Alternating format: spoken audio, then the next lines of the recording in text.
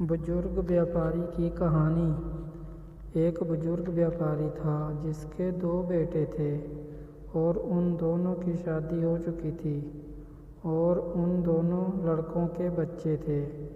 उस बुजुर्ग व्यापारी की मार्केट में मिठाई की बहुत बड़ी दुकान थी।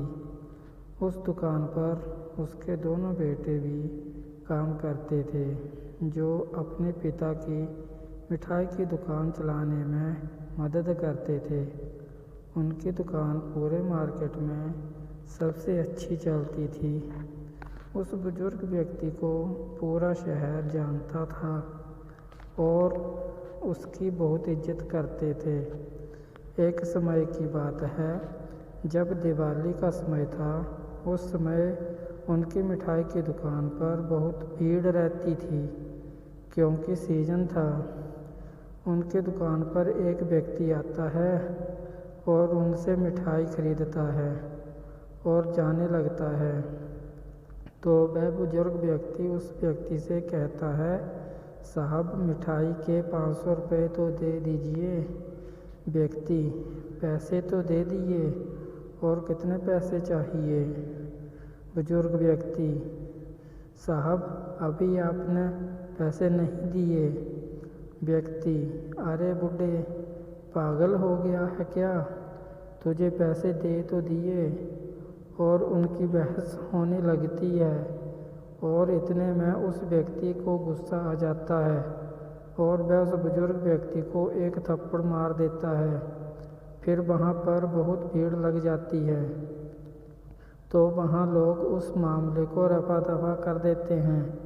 बुजुर्ग व्यक्ति के दोनों बेटे अपने पिता को संभालते हैं, फिर अन्य ग्राहकों को सामान देने लगते हैं। धीरे धीरे रात हो जाती है और दोनों लड़के घर निकल जाते हैं और बुजुर्ग व्यक्ति थोड़ी देर और रुकता है। काफ़ी समय निकलने के बाद जब बुजुर्ग व्यक्ति अपने घर नहीं आया तो दोनों लड़कों को चिंता होने लगती है कि आज जो कुछ भी हुआ अच्छा नहीं हुआ। कहीं बाबूजी कुछ गलत काम ना कर लें, इसलिए वह उन्हें ढूंढने के लिए निकल ही रहे थे।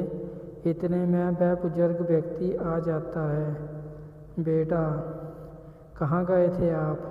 बुजुर्ग व्यक्ति, मैं उस व्यक्ति को मिठाई देने के लिए उसके घर गया था जिससे आज झगड़ा हुआ था। बेटा, आप उसके घर क्यों गए थे? बुजुर्ग व्यक्ति, आज मैं तुम्हें बताता हूँ कि बिजनेस कैसे किया जाता है। बेटा, मतलब? बुजुर्ग व्यक्ति, जो होना था वो तो हो ही गया। फिर मैं उनसे घर गया और मैंने उससे बोला कि सर मेरी गलती थी। जब मैंने हिसाब मिलाया तो सब बराबर निकला। फिर मैंने उसे मिठाई दी और मैं वापस आ गया। बेटा, एक तो उसने मिठाई के पैसे भी नहीं दिए और आप उसके घर जाकर माफ़ी मांगकर आ रहे हो। बुजुर्ग व्यक्ति, तुमने बिजनेस करना तो सीखा ही नहीं।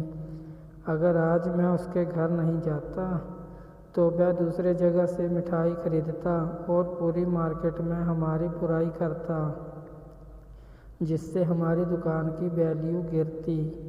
लेकिन अब वह हमारी बुराई नहीं करेगा और हमारे पास से ही मिठाई खरीदेगा। बेटा, लेकिन हमारा जो नुकसान हुआ उसका क्या? बुजुर्ग व्यक्ति, उसको जो करना था उसने कर लिया, लेकिन अब धीरे धीरे उससे पैसा कैसे निकालना है ये तो मुझे पता है। अब वो आएगा तो हमारे ही पास। इसे कहते हैं व्यापारी। चाहे कितनी भी बड़ी समस्या क्यों ना खड़ी हो जाए, लेकिन एक व्यापारी हमेशा अपना फ़ायदा ही देखता है।